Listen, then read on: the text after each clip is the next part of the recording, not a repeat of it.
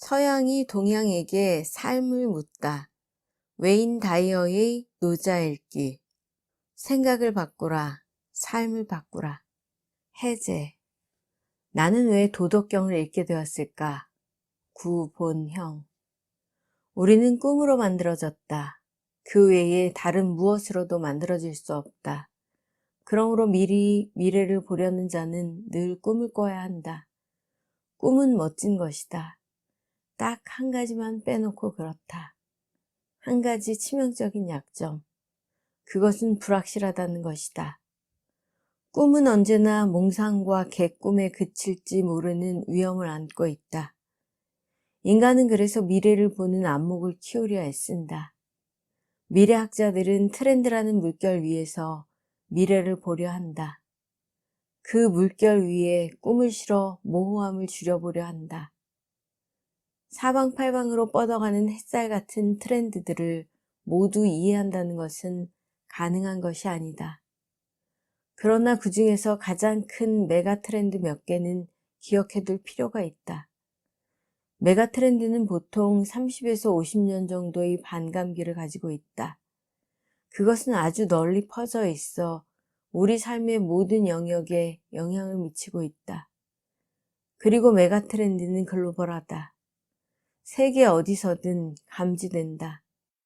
이런 특성을 가지고 있으면 메가 트렌드라 불릴 수 있다.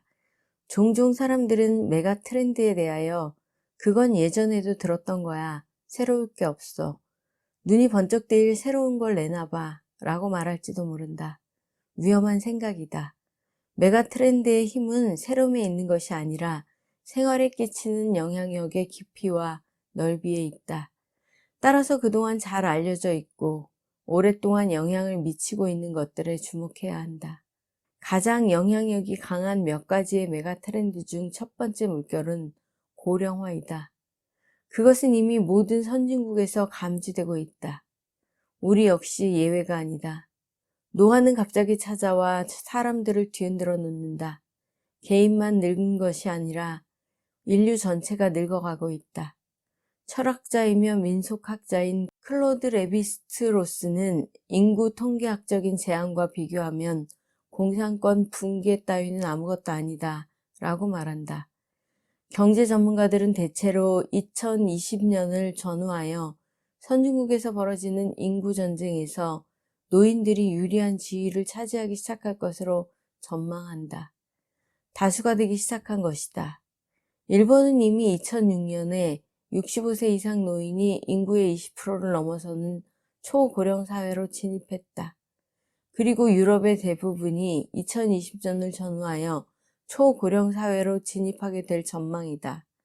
한국의 경우는 2026년이면 초고령 사회가 될 것으로 추정된다.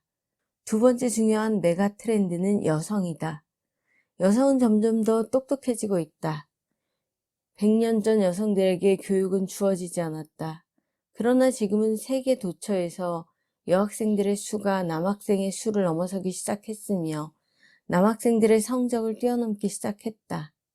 정치, 사회, 문화 전반에 걸쳐 여성의 참여가 급증하고 이에 반비례하여 출산율은 현저히 줄어들게 되었다.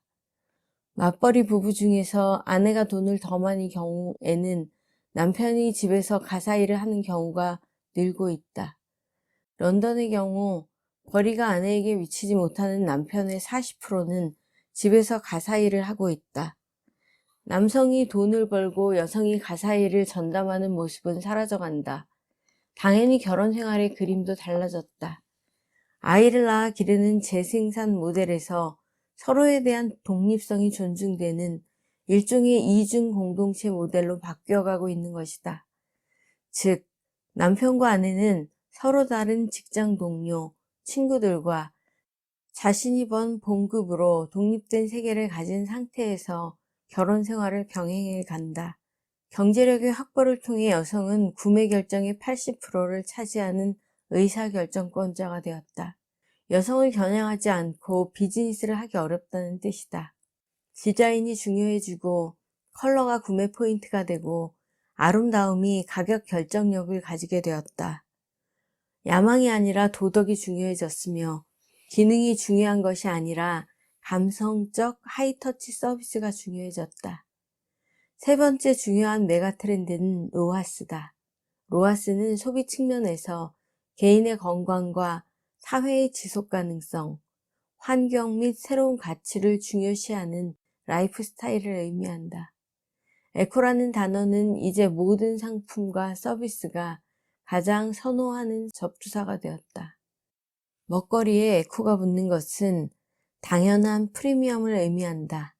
몇 배의 비싼 가격에도 거래된다. 사람들은 저지방이나 무지방 우유를 더 비싸게 사서 마신다. 저농약 쌀이나 무농약 쌀이 더 비싸다. 친환경 채소는 물론 그렇지 않은 보기 좋은 채소보다 훨씬 더 비싸다.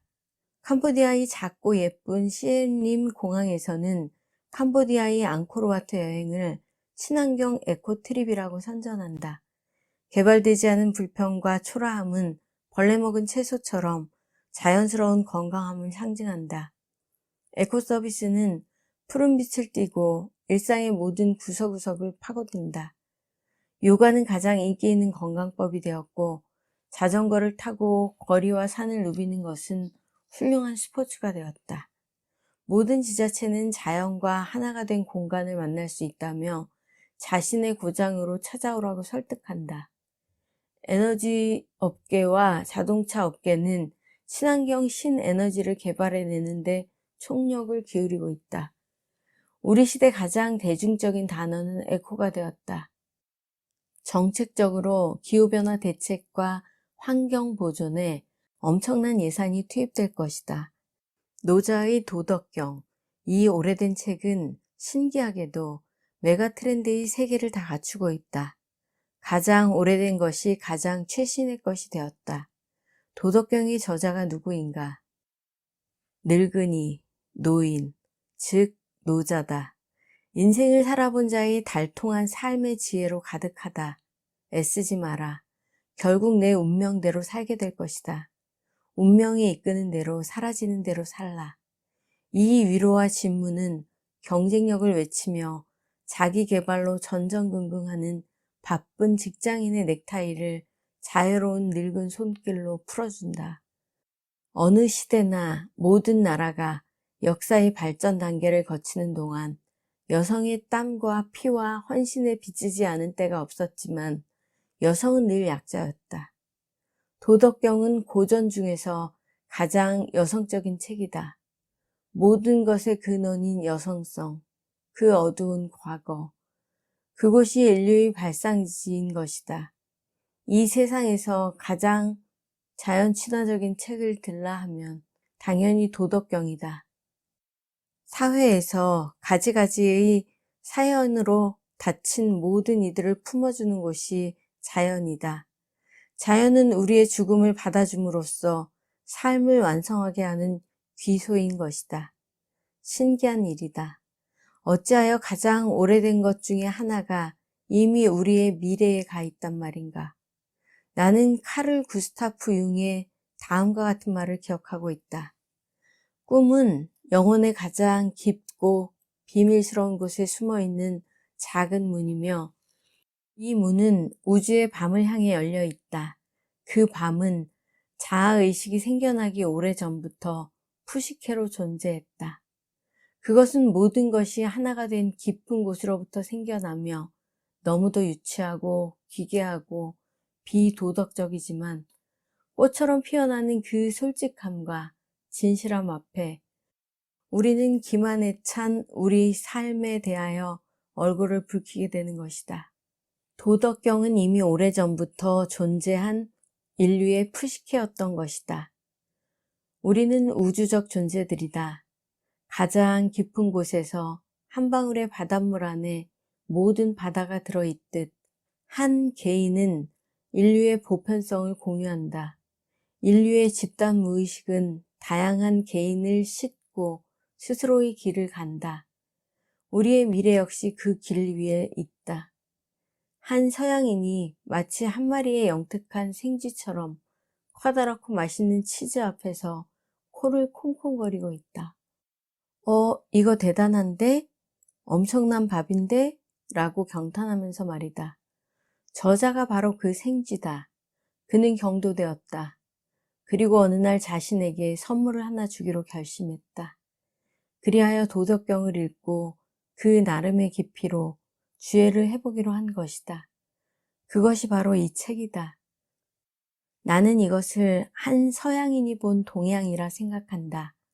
과거의 오리엔탈리즘처럼 동양은 스스로 동양의 이야기를 할 수 없기 때문에 서양이 대신 그 이야기를 해준다는 오만이 아니라 해결할 수 없는 서구의 치명적 문제를 풀기 위해 위대한 인류의 지혜에 의지하겠다는 겸손으로 말이다. 이 책을 읽을 때 두 가지 독법을 가지면 훨씬 재미있게 볼 수 있을 것이다.